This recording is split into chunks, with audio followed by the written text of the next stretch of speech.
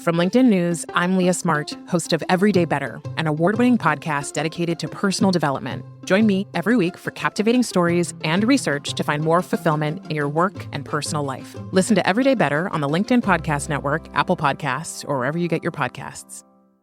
Break language barriers instantly by translating up to 44 languages in real time with the HP AI PC, powered by the Intel Core Ultra processor. With the right tools, work doesn't have to feel like work. Learn more at hp.com/AI PC. Hey everyone, now that we're part of the LinkedIn Podcast Network, we're going to do more LinkedIn live events that will show up on the Negotiate Anything podcast. So what this means is that you have the opportunity to actually be part of some of these episodes.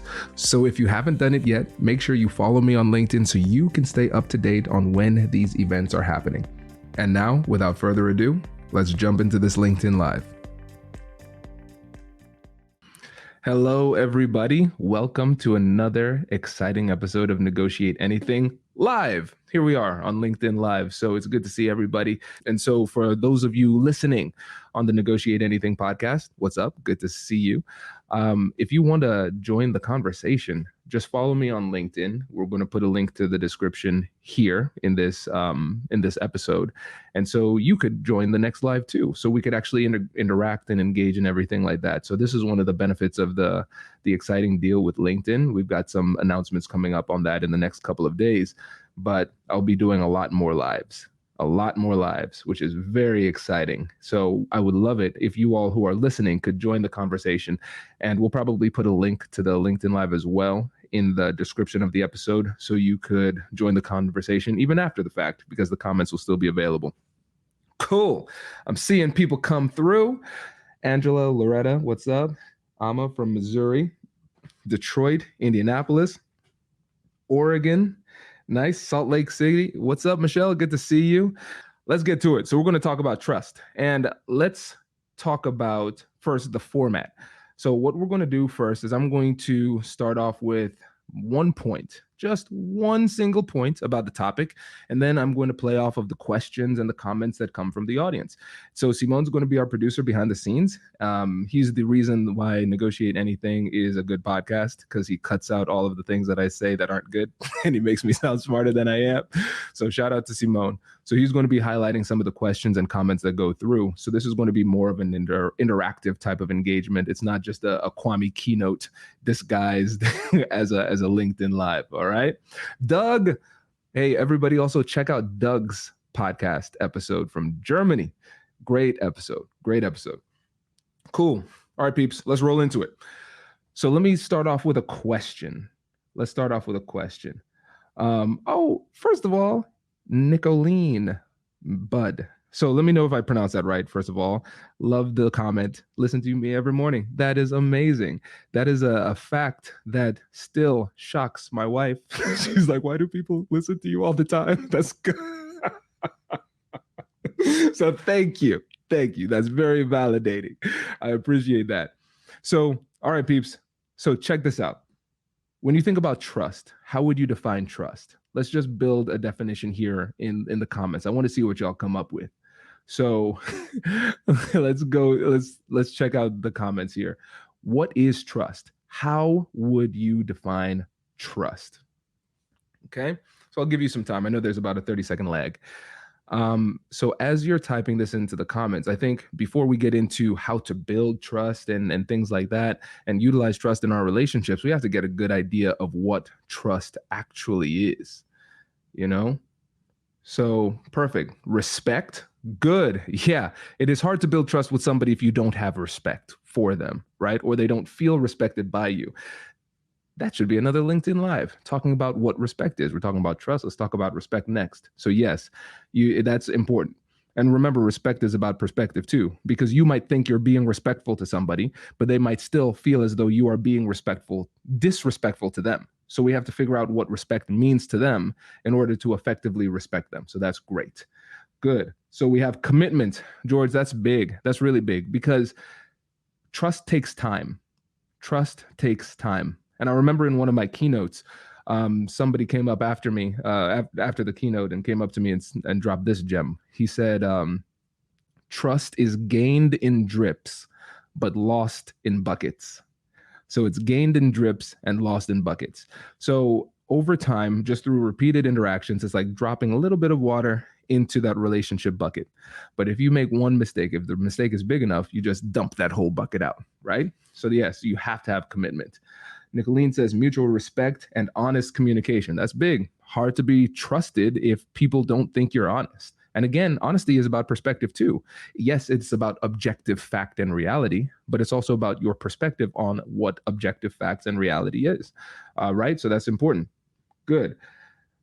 Michelle, mutual relationship, time, value, and integrity to your relationship, understanding and good conversation, good communication, having confidence in someone. Yes. And I think thinking about it from the lens of confidence is really interesting too, because really all confidence is in yourself is trusting yourself that you can do what needs to be done. Right. And so if you are having confidence in somebody else, you're confident that they're going to deliver on what they say they're going to do. Trust equals the ability to be vulnerable and honest, transparency, believing without doubt. This is good. A feeling of being comfortable enough to be vulnerable. Yes. So let's focus on this one. I like this. Trust is a feeling, right? So think about this. If we were to put the face of somebody that you know up on the screen right now, how long would it take you to determine whether or not you trust that person? Think about it. Just that's all you see. Just their face. How long would it take you to know whether or not you trust the person? You don't need to do some kind of lengthy analysis or anything like that. It happens in an instant. You know immediately whether or not you trust somebody. So this is the way I think about trust. Trust is nothing more than a positive bias. Trust is a positive bias. So think about it. So somebody said, trust is believing without doubt, right? So that means I don't need to know the whole information, all of the facts or anything like that. I trust this person. That's all I need. So when we think about trust, when we think about it through the lens of bias, it makes it a lot easier to understand. Trust is a feeling of positivity towards somebody else. It's just a positive bias. And so when we're having our relationships with people, we have to recognize that every single interaction that we have is an opportunity to put in a deposit in the relationship bank account. Every time you talk to somebody, every time you have a regular conversation, every time you have a difficult conversation, I want you to think about it as an opportunity to make a deposit into the relationship bank account. Because at some point, there's going to be a difficult conversation. There's going to be a conflict. There's going to be a misunderstanding. You might make a mistake. And the more deposits you've put into the relationship bank account, the more withdrawals you can make from the relationship, right? But if you haven't taken the time to invest regularly into the relationship, then what's going to happen is it doesn't take much for you to overdraft in that relationship bank account. So what I want you to do is I want you to think about how you can inject more and more positivity and positive interactions with the person who's in front of you. Just keep on investing in these relationships, and that's how you get trust. But again, trust takes time. It's very difficult to accelerate that process. And if somebody feels as though you are being really tactical in the way that you're interacting, and they feel as though you're more interested in yourself and getting things for yourself than you are in helping them, then even though you might be doing the right thing, you might not get credit because they don't feel safe with you, right? So this is really important. Okay. Good. I'm seeing a lot of safety too. Yes, safety is a really important feeling. You know, we've talked about psychological safety, right? This is good. Shout out to Joan. She was another great podcast guest, and also Michelle as well. So yes, feeling safe is really important. As we're having these relationships with people, making sure that they feel safe is really important. Now, we're not thinking about safety in the physical sense. I mean, I hope you can make people feel safe physically. You might need a different LinkedIn Live if that's the concern. But when we're talking about psychological safety and feeling safe within a relationship, it means that you feel comfortable being yourself being authentically you, and being transparent and vulnerable with the person in the conversation. I feel safe sharing who I am. I feel safe sharing how I feel, and I feel safe sharing what I think. And so that seems like it's a really good thing to move toward, right? But what makes it so tough to make people feel safe? What do you think? So again, I'll give you all some opportunity to come up with something. But what are the things that can make people feel safe? Or what are some things that we could do that accidentally make people feel unsafe? Building trust requires consistent dependability. Ooh, Natalie, that's good. Consistent dependability. Yes, absolutely. So we have consistency. So that means over time, again, trust takes time. We're going to keep on going and doing the right thing and showing up positively. But you're somebody that the person can rely on, right? So think about going back to the concept of psychological safety. So if I'm having an interaction with you and I accept what you're saying, I listen empathetically and respectfully, and I do that once, twice, three times, but then on the fourth time, I judge you very harshly for what it is that you believe, that is a withdrawal from the relationship bank account. That makes the person feel unsafe. That makes the person say to themselves, you know what? Last time I showed Kwame what I really felt, I was vulnerable, and that hurt. That led to pain. So I don't feel safe with Kwame anymore. I don't feel safe sharing things with him anymore, right? It's really important. Good. I've got a quick story for you. So I was at this keynote and I talked to a listener and he said, Kwame, I love the podcast, but my favorite part, man, I love those commercials. And I said, I don't think this is a true story. And now let me tell you about Negotiate Anything Premium, where you can listen to your favorite Negotiate Anything episodes ad-free. With a subscription to Premium, you can get access to more insights from your favorite experts and ad-free listening and extended episodes. Bonus, you'll also get access to exclusive episodes and personalized advice from yours truly. If you've been looking for an easy and affordable way to level up your skills and negotiate more of the best things in life, join our premium community. Now, for that gentleman in that fictional story, this ad's for you. And for the rest of you, I'll see you in premium.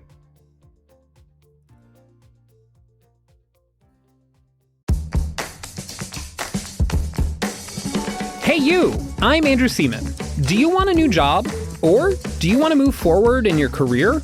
Well, you should listen to my weekly show called Get Hired with Andrew Seaman. We talk about it all, and it's waiting for you, yes you, wherever you get your podcasts. Introducing the HP AI PC, your powerful AI assistant. Easily search through personal files, gain valuable insights, and make smarter, more informed business decisions.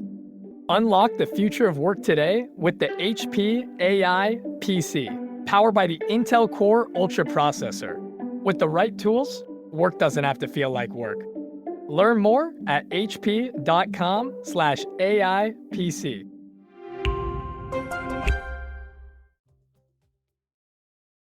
So let's get to these answers. I like this. So confidentiality, that's a big one. You can ruin your relationship with people if you don't honor the confidentiality. If they are open and vulnerable and share things with you and you let other people know, then they know it's not safe to share, right? A lack of empathy. So let's talk about what empathy is. So we have empathy is the ability to understand how people see, think, and feel about the situation. What is their perspective? What are their thoughts about it? What are their feelings behind it? Empathy doesn't mean agreement. Empathy just means understanding. But if we lack empathy, it means that we lack the respect necessary to even care to understand what the person's saying. And when you lack that empathy, it makes it really, really difficult to trust somebody. Because again, empathy is just about understanding. Think about the people that you trust in your life. Think about them. Do they understand you? It's hard to trust somebody if you don't feel like they understand you, right? So a lack of empathy will crush your ability to build trust. A lack of honesty too. Your environment and beliefs, that's big too, right? Where you are, let's just think about a work culture, for example. Maybe if you take these two individuals and take them out of that culture and they interact, maybe they're neighbors, maybe they're friends or something like that. They're in the same social clubs. Maybe they can have a trusting relationship, but maybe they work in a workplace that is so toxic that it makes it tough to trust anybody, right? So the environment will have an impact on the level of trust that you have, right? You have your own reputation. If you have a good reputation, that'll lead to more trust. But if you work for an organization that does not have a good reputation, even though you might be a good person, other people will struggle to trust you because of your association with something that's bad, right? Shared interests and values, that's big, BJ. So the more you can share what you, the things that you care about and the things that are important to you and your values, and you recognize the consistency, that makes you trust the person more. Let's think about it in terms of the affinity bias, because again, trust is a positive bias. The affinity bias essentially states, you are like me, so I like you. You are like me, so I like you. So if I look at you and we have the same interests and we have the same values, we have the same beliefs, then I'm going to trust you more because you think like me, right? And so we're seeing how all of this feeds into the flywheel of trust. So you can start by empathizing with somebody, understanding them, listening without judgment. Then you find things that are in common. Then you talk about those things that you have in common more often to trigger more of that affinity bias. Oh, we're more similar than we thought. I trust you more, right? And all of this feeds into it. This is great. Ooh, being rejected, that is something that can lead to a lack of trust very, very quickly. Now, you might be saying, well, Kwame, I mean, you always say not all deals are meant to be made. You always say it's important to set boundaries. Yeah, there's a difference between setting healthy boundaries and rejecting the person.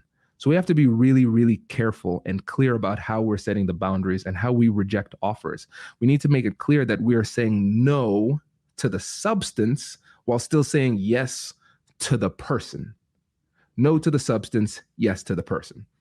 Unless the person's substance is so abhorrent that you cannot align with the person. So if you're dealing with evil, I'm not saying you need to empathize with evil or be friends with evil, right? But what I'm saying, though, is in a different in difficult conversations and in negotiations, it's your responsibility to protect yourself by setting boundaries, by making it clear what you can and cannot do. But we need to be very careful in the way that we approach it to make sure that the person doesn't feel like it's a personal rejection, a rejection of who they are as an individual versus a rejection of the substance of the offer.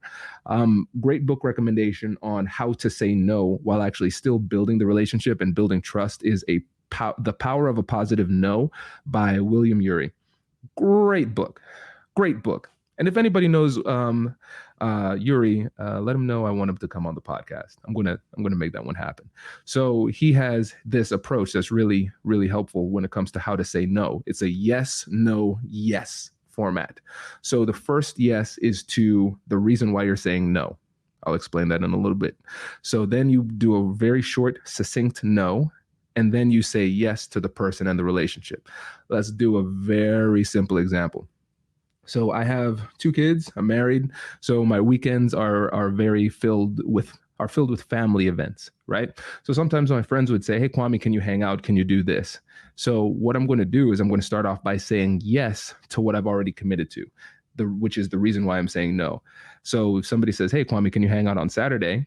I say, hey, actually, on Saturday, I already planned to spend time with Kai and Dominic. We're going to go to the gym. So unfortunately, then we get to the no. So unfortunately, I can't hang out on Saturday. Now I get back to the yes, which is the yes to the continuation of the negotiation or conversation and to the relationship. But let's look for another time where we can get together because I still care about you and I still want to hang out. I just can't hang out at that time.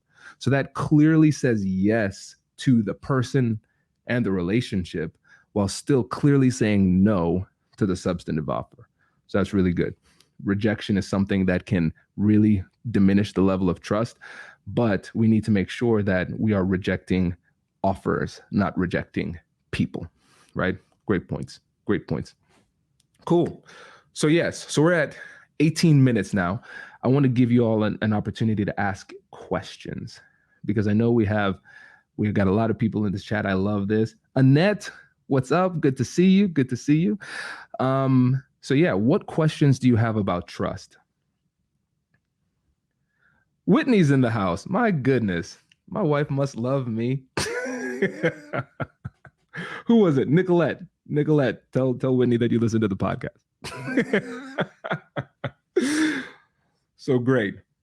Good. Annette, you have a really great point here too. The fear of how we are perceived and feeling judged, not supported, unable to be who you are, so you code switch. So let's you do a little glossary here. So code switching is changing who you are and changing the way you show up in order to match the environment that you're in. And this can be done in a positive way or a negative way. So let's give an example. So let's say you have a 2-year-old. I have a 2-year-old. I have a 7-year-old. I speak very differently to my 2-year-old and my 7-year-old when compared to how I talk to my boys from college. Right. When I'm talking to my friends from college, we might use some very different language, some adult language. Now, am I being inauthentic? No, I'm very authentic with my kids. I'm very authentic with my friends, but it's just a different version of myself. But it is still a version of myself. It's still who I am. Now, if you work in an environment where you don't feel safe being who you are, and you feel as though you'll be rejected by being your authentic self, then you edit yourself in ways that can hurt because you're saying, I can't be me. I have to be somebody else. That's when it becomes problematic. And again, we all have professional versions of ourselves. So I'm not saying that you don't change in order to match the professional setting. I'm saying that you should not feel forced to change in a way that is inauthentic. And if you feel forced to change in a way that is inauthentic, then it really makes it essentially impossible to form a true connection with somebody else because they might be being themselves, but you're not being yourself because you had to make that unnecessary compromise. So being in a toxic work environment that makes people feel as though they cannot show up as themselves, of course, it creates mental health problems. It leads to a lack of engagement and all of those things. But sticking to the point of this LinkedIn Live, it will also lead to a diminution of trust between the people within the organization because people don't feel as though they can show up as themselves. So I'm glad you brought that one up. All right, Paulette, how to trust when people are untrustworthy have been proven. Okay, glad you said that. So here's the thing. It's nice to trust people, but we have to recognize that there's a dark side of trust. So a positive bias. So a positive bias gives you the benefit of the doubt. So what's the benefit of the doubt, right? So if I'm having a conversation with somebody and they trust me, then I don't need to bring as much additional information to the table in order for the person to believe what I'm saying. At the end of the day, they say, this is Kwame. I trust him. I believe him. You don't need to bring all of this data, Kwame. I trust that you did the research and I trust that it's legit. Now, Paulette, to your question, how do I trust somebody that has proven themselves to be untrustworthy? I think the best strategy in that situation is to not trust that person. So we have to be very, very, very stingy with who we decide to trust, right? We have to make sure that we are giving our trust to people who are actually trustworthy. Because if you're not, then you're probably setting yourself up to be taken advantage of again, right? And so actually, when you're having negotiations or difficult conversations with somebody that you really, really, really like, that's when you have to be aware of that dark side of trust. It's not just that people might manipulate you. It's that people, you might give too much deference and persuasive value to what people are saying. And you might negotiate against yourself by making inappropriate adjustments just because you like somebody. So I don't think it's necessarily a bad thing if you don't trust somebody, especially if they are not trustworthy. So that's good. Good question. Cool. What are the steps to rebuild trust after it's been lost? Simone. Awesome. I'm glad you shouted that out. So let's shout out Kim Elsbach. Simone, if you could find that link to that episode with Kim and put it in the chat, that'd be great. So this is an episode of the podcast. It's probably about 3 years old now, but it's really great. So Kim Elsbach studies trust, but she is one of the few people that really honed in on what to do when trust is lost. Here's what I found after interviewing her. This is going to blow your mind. It's really hard to get trust back once you've lost it. Okay. So the strategy of rebuilding trust is essentially don't lose it in the first place. But let's say we do. What happens? So there are different types of trust violations. So we have a trust violation due to a mistake or ignorance. It is 124, Whitney Christian. If you're still here, happy birth time. This is something I've been doing for the last 13 years of marriage with Whitney. Her birthday is January 24th, so I always send her happy birth time messages. But since she's here, no need to text. Happy birth time, Whitney. So one of the things that if you make a mistake and have a trust violation due to an error, due to just making a mistake or ignorance, then what you need to do is you need to let the person know very clearly and transparently what happened and why, apologize, and commit to doing better, right? And recognize that if it's due to ignorance or a mistake, I'm going to practice more. I'm going to study more. I'm going to educate myself in order to make sure that I don't make this mistake. Now, if the trust violation is due to an ethical violation, a violation of morality, you did something that the person finds to be morally wrong, that's really hard to do. It's harder. It's not impossible to recover. It's just very hard to recover. And it takes a lot of time and it takes a lot of commitment to get back to that. So you're going to have to make an incredible amount of deposits into the relationship bank account in order to regain somebody's trust after a moral violation. The way that I remember it is that you can fix dumb, but you can't fix evil. If I'm dumb or ignorant, I can learn and get better. But if I'm evil, it makes it really hard for people to say, you know what, I can trust that person again. So moral violations are harder to recover from. And so again, let's just go back to the basic fundamental premise of this whole thing when it comes to the way that I describe trust. Trust is a positive bias. It's going to come about from repeated positive interactions with somebody. And if you recognize that you lost somebody's trust, just know it's going to take a long time to build it back. But it's like my favorite Chinese proverb. The best time to plant a seed is 20 years ago. The second best time to plant a seed is today. So once you recognize that you lost somebody's trust, you need to start working right now to get it back. Let them know that you recognize that you lost their trust and you see why you lost their trust and you apologize. And then you let them know that you're committed to rebuilding the relationship and you're willing to put in the time.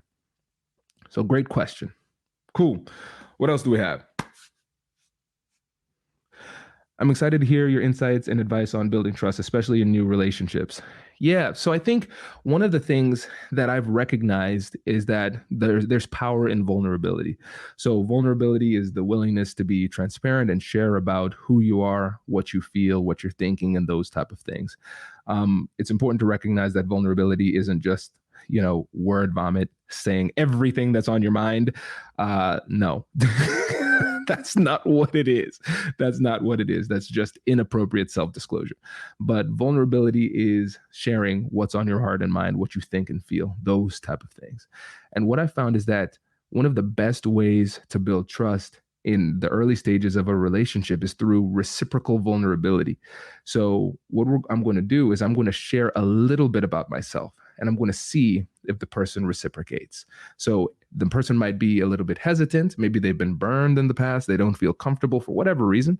They're slow to warm, whatever it happens to be. So what I'm going to say is, I'm going to share a little bit about myself. And then I'm going to pause and see how they respond. And then I would hope that they share a little bit about themselves. Then I'm going to reciprocate by sharing a little bit more. And then they share a little bit more. But I have to recognize that a lot of times in these relationships, it has to be me taking the first step to be vulnerable. And that almost gives them the license to be vulnerable. So I think the best way you can start building trust in a new relationship is take the first step and be vulnerable. Awesome question. Levels of trust. Ooh, Doug. Listen, man, I see what you're doing. I see you're setting up your second episode of Negotiate Anything. I see that. And I'm down for it. I'm here for it. Okay. Levels of trust. I think for me, I can't speak for anybody else. I'll just speak at it from my level. I give somebody a little bit of trust. It's almost like how you start a bank account. They're like, you start your bank account, you have $5 in it. It's like, wow, what'd I do to earn this? Nothing. So I'll give them a little bit, right? I will assume the best of intentions. So in my first book, Finding Confidence in Conflict, I talked about the benefit of the doubt. I'm going to give somebody the benefit of the doubt, unless they've given me clear reasons why I shouldn't, because they can feel that the conversation feels a little bit easier, and then we can have a better conversation and we can get a little bit further down the road in the relationship. But then when I think about the next levels of trust, this means that I'm willing to share a little bit more vulnerable information that I might not want to get out publicly, or I can recognize it might put me in a somewhat compromising position. Okay, I feel a little bit more comfortable doing that. Now, if I'm going to the next level of trust, this is a situation where I know my well-being is in the hands of somebody else, where I know that in order to be successful, I, to some degree, need this person to really have my back. And so that is a deeper level of trust. So I think we have to recognize that there are levels and it will grow over time. And I think sometimes, especially when we're just going through our whole portfolio of relationships, it's important to evaluate the level of trust that we're dealing with here. How much do I trust this person, especially when they're asking me to do something, especially when they're making some kind of request or trying to take the relationship to the next level? I need to ask whether or not that's in my best interest, depending on where I am in the trust equation, right? So this is good. So yeah, good question, Doug. Good question. We're going to have to talk about that one a little bit more. Annette, how do you build trust at work when there is resistance to building to build working relationships? I don't need to make friends, but I have to trust people to get work done. Yeah, I think that's honestly just saying that goes a long way, right? Just say, hey, we are on the same team. We're working toward the same interests. You remember earlier in this LinkedIn Live when somebody said shared interests and shared values? So what I'm going to do to get a little bit more positive momentum in the relationship is I'm going to ask questions to figure out what those values are that they have. I'm going to ask questions to figure out what those interests are. What do they want to accomplish? What is their highest aspiration? What are their fears? What do they want to avoid? And then what I'm going to do is I'm going to focus on those things where we agree. Yeah, I'm with you. I want that too. Yeah, that's my hope for this project too. Great. Well, what can we do to make sure that we can get there? What can I do to be a better colleague to you? And so, again, this is kind of like reciprocal vulnerability. I'm going to take that first step to gather information, learn about what they're saying, and then I'm going to point out those times, those places where we agree and where we have a lot of overlap and synergy. And I'm going to highlight those, and then I'm going to offer, hey, what can I do to make your life better? And I think it's easier to build trust, and it's more believable when there's nothing on the line.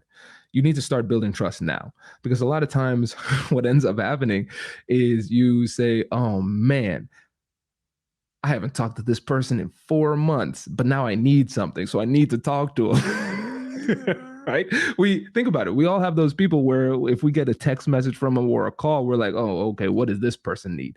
They don't care about me. They just care about themselves. And so when there is nothing on the line, I think that's the best opportunity to start building trust, because people will say, wow, Annette came to me and she didn't even ask for anything. She didn't want anything. She just did that to help me. That's interesting. Right? And so that is one of those things that can build a little bit of positive momentum in the relationship. Antonio, how to trust someone that doesn't trust in others. Okay, so check this out. First of all, Antonio, with this, I think it's important to think about the psychology of personality too, because first of all, I guess I should do this. Shout out to my course, Leading and Motivating Different Personalities. So this will be a little primer. Simone, can you get a link to that LinkedIn course and put it in the comments too? So I like to think about the psychology of personality through the big 5 personality traits. The acronym is OCEAN. So openness to experience, conscientiousness, extroversion, agreeableness, and neuroticism. Did you see how I almost forgot one of them? It's like, how good is your course, Kwame, if you can't remember the 5 personality traits? But yes, so we have openness to experience, conscientiousness, extroversion, agreeableness, and neuroticism. With that last one, neuroticism, Now, in most literature, it's referred to as emotional stability because neuroticism can sound like an insult. So what I want to focus on is agreeableness. So we have people who are agreeable. These are people who are very likable. They go with the flow. It's easy to be friends with these type of people. But then we have people who are on the other end of the spectrum that are more disagreeable. And those people who are more disagreeable are much more difficult to build relationships with, and it's much more difficult to get them to trust you. And I think, Antonio, to this point, first, when it comes to building trust with somebody who doesn't trust people generally, the first thing we need to do is change our mindset. Because when somebody doesn't trust us, it's natural for us to take that personally. You don't trust me? I'm a good person. I'm a genuinely good person. How dare you not trust me, right? Then we take it personally. Now, if we bring that energy into the next conversation, how do they feel? They're like, I knew I shouldn't have trusted that person. You see their attitude, right? And so the first thing we need to do is just recognize that sometimes people are slower to warm. They might not be that agreeable, and that is completely okay. So the key for me when it comes to these difficult conversations, when I'm considering personality, I have to recognize that this isn't about me. It's not just that they don't trust me. They don't trust anybody. They don't trust anyone. Cool. So what's the solution? What's the solution? Pack a lunch. Okay. You're going to be at it for a while. If you want to get this person to trust you, you can do it. Just recognize it's going to take more time. That's it. That's it. Cool. It's like with some people, everybody starts the relationship bank account at a deficit. Everybody is starting with overdraft fees, right? But very few people, when it comes to a disagreeable person, very few people are willing to keep on investing in the relationship bank account because it's so difficult. So if you're that one or two, if you're one of those people who has the resilience and confidence and care enough to actually continue to invest in a relationship, even if the person's being difficult, you're going to stand out and you're going to get it. I think about difficult conversations and building trust and things like that, kind of like how Michael Jordan talked about basketball. So one of the coolest things he ever said was, I've never lost a game of basketball. I've just run out of time. I've never lost a game. I've just run out of time. So in his mind, he's like, if you give me enough time, I'm going to win. Right? So for me, that's the way I think about it. Cool. This person's a little bit difficult. Cool. They don't trust people. That's fine. I know the equation. I know what it takes. I'm willing to get there. You give me enough time, I will persuade you. You give me enough time, I will build your trust. It's just a matter of time. So it's when it comes to negotiation in general, but relationship building and trust building, it's really more a question of whether or not you trust the process enough to continue to do the right thing long enough for good things to happen. That's really it. Yeah, so that's a really good question. Really good question. Joan says, everyone's past contributes to the level of trust they bring to the relationship. Well said. Absolutely. Absolutely. A lot of times it's not about you, right? It's not about you. And once you can depersonalize it, it'll give you a little bit more resilience in the moment. Cool. Man, this was fun. This is fun. This was great. Listen, peeps, I appreciate all of the engagement. I appreciate all of the questions.